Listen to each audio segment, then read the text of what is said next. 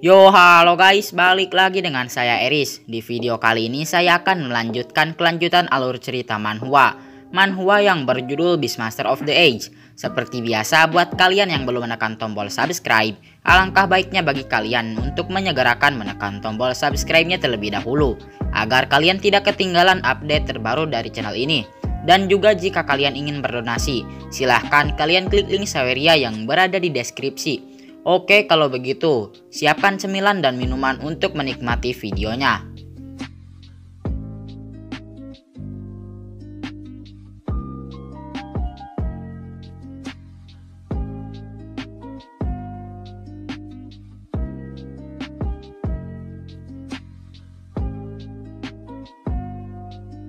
Di video sebelumnya menceritakan tentang Li Tianming yang kelelahan dan tertidur lelap. Ketika Li Tianming tertidur lelap, Li Tianming tiba-tiba saja berpindah dimensi. Di saat itu Li Tianming melihat sebuah bola mata. Bola mata itu memutus salah satu tangan milik Li Tianming dan menggantinya dengan tangan monster berwarna hitam.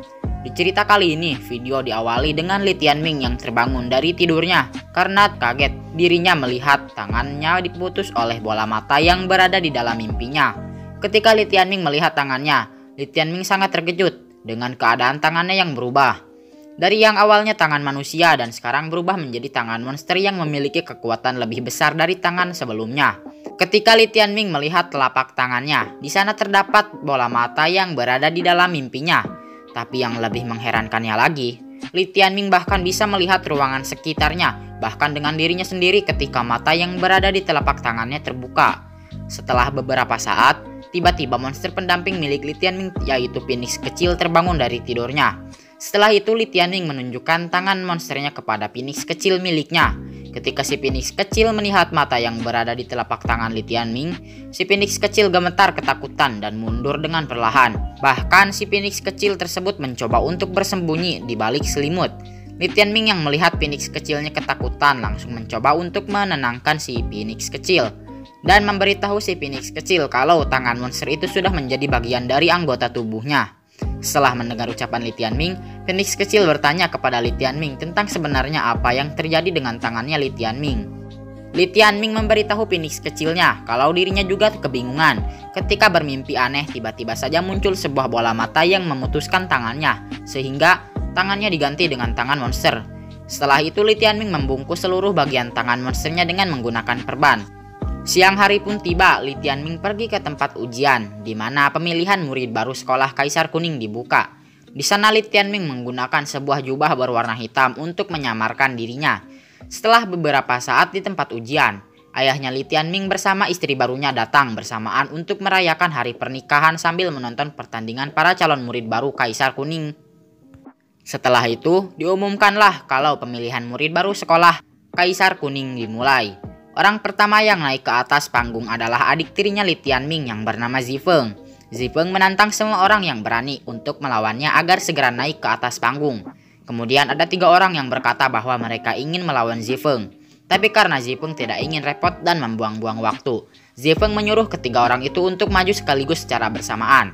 Lalu mereka bertiga langsung mengeluarkan monster pendampingnya masing-masing. Monster pendamping milik Zifeng adalah burung bermata ungu. Dan monster pendamping milik ketiga orang yang akan melawan Zifeng adalah serigala angin biru, beruang raksasa, dan gorila hitam. Pertarungan pun dimulai. Mereka bertiga mencoba untuk menyerang Zifeng dengan serentak. Saat mereka berlari ke arah Zifeng, Zifeng dengan mudahnya mengalahkan ketiga orang tersebut sekaligus dengan monster pendampingnya, sehingga membuat mereka semua terkapar di atas panggung. Semua orang pun bersorak untuk Zifeng ketika Zifeng mengalahkan ketiga orang tersebut. Setelah itu Zifeng menantang orang lagi, siapa yang berani untuk melawannya agar naik ke atas panggung. Lalu Li Tianming pun naik panggung dan membuka penyamarannya. Ketika Li Tianming berada di atas panggung, para penonton berbisik-bisik dan membicarakan hal yang tidak benar seperti Li Tianming adalah orang yang masum, bahkan ada yang lebih kasar dari itu. Padahal itu hanyalah fitnah yang dibuat oleh Lin Xiaoting bersama dengan mantan kekasihnya Li Tianming. Pertarungan antara Li Tianming dan Zifeng pun dimulai. Di sini Zifeng maju terlebih dahulu dengan kecepatan yang sangat cepat. Zifeng menyerang Li Tianming menggunakan seluruh tenaganya yang dipusatkan di kepalan tangannya dan diarahkan kepada Li Tianming. Tapi untungnya Li Tianming dapat menahan serangan dari Zifeng sehingga membuat kepercayaan diri Zifeng menurun. Dan kali ini Zifeng menyerang Li Tianming bersama dengan monster pendampingnya, yaitu burung mata ungu. Ketika Zifeng mencoba untuk menyerang Li Tianming bersama dengan monster pendampingnya, Li Tianming langsung mengeluarkan si Phoenix kecil miliknya. Ketika Phoenix kecil dikeluarkan oleh Li Tianming, semua penonton yang menonton pertandingan menertawakan Li Tianming dan menyebut Li Tianming dengan sebutan seorang pelawak. Li Tianming dan Zifeng saling berhadapan dan saling memukul satu sama lain. Begitu juga dengan monster pendamping milik mereka berdua. Singkat cerita, Li Tianming dan si Phoenix kecil mengalahkan Zifeng dan burung mata ungunya dengan telak. Para penonton yang menyaksikan hal tersebut merasa tidak percaya dan berhenti menertawakan Li Tianming. Kemudian Li Tianming menoleh ke arah ayahnya. Dan pada saat itu, istri baru ayahnya Li Tianming yang bernama Liu Xingqing membisikkan sesuatu kepada ayahnya Li Tianming. Setelah membisikkan sesuatu kepada ayahnya Li Tianming, Liu Xingqing berkata kepada Li Tianming kalau masih ada pemuda berbakat dari kota Lihuo lagi yang masih belum menampakkan dirinya. Kemudian, Liu Xingqing memanggil adiknya yang bernama Liu Qianyang. Liu Qianyang berada di cakra tahap 9. Liu Qianyang juga adalah teman Lin Xiaoting yang merupakan musuh Li Tianming. Kakaknya Liu Qianyang pun mengumumkan kalau pertandingan akan segera dimulai. Dan dengan percaya diri, Liu Qianyang berkata bahwa dirinya akan mengalahkan Li Tianming dalam satu kali gerakan saja. Saling adu mulut antara Li Tianming dan Liu Qianyang pun terjadi. Tapi tidak lama setelah itu, Liu Qianyang yang sedang menunggangi monster pendampingnya langsung menyerang Li Tianming. Ketika serangan mengenai Li Tianming, terjadi sebuah ledakan besar di atas arena. Tapi untungnya Li Tianming tidak mati dan hanya mendapat luka-luka yang lumayan saja. Tapi karena perbedaan cakra mereka, cepat atau lambat Li Tianming pasti akan kalah juga. Dan para penonton pun kembali menghina Li Tianming. Setelah itu Li Tianming bangkit dan berkata kepada Liu Qianyang bahwa dirinya akan pergi. Tapi sebelum Li Tianming pergi, Li Tianming menanyakan satu hal kepada Liu Qianyang, yaitu kapan Liu Qianyang akan pergi dari kota Lihuo ini. Liu Qianyang menjawab bahwa 1 bulan lagi dirinya akan pergi dari kota Lihuo. Li Tianming yang mendengar hal tersebut berkata dengan lantang bahwa dalam sebulan lagi di tempat ini dirinya akan menghancurkan Liu Qianyang. Jika Liu Qianyang kalah, maka Liu Qianyang harus memberikan surat pemilihan murid akademi itu kepada Li Tianming. Liu Qianyang mendengar hal itu tertawa dengan sikapnya yang sangat percaya diri. Lalu Liu Qianyang berkata, jika ingin bertaruh maka harus ada yang dipertaruhkan. Lalu apa yang akan dipertaruhkan oleh Li Tianming? Tanpa banyak bicara, Li Tianming berkata bahwa dirinya akan mempertaruhkan nyawanya. Yang berarti jika Li Tianming kalah, maka Liu Qianyang dapat membunuh Li Tianming. Liu Qianyang pun menyetujui hal itu meskipun dirinya tidak tertarik dengan nyawa milik Li Tianming.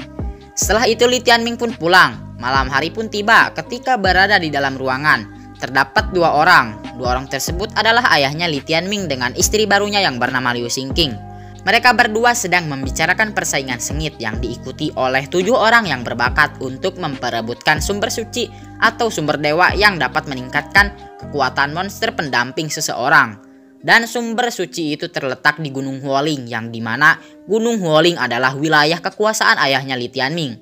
Ayahnya Li Tianming itu berkata kepada istri barunya yang bernama Liu Xingqing bahwa dirinya tidak akan melepaskan sumber dewa atau bahkan bisa disebut sumber suci yang ada di Gunung Huoling hingga Liu Qianyang mendapatkan sumber suci ataupun sumber dewa tersebut. Setelah itu ayahnya Li Tianming bertanya kepada Liu Xingqing, kapan para pemuda lain yang seumuran dari Leman akan datang? Liu Xingqing menjawab kalau para pemuda lain akan datang dalam waktu 2 hari lagi.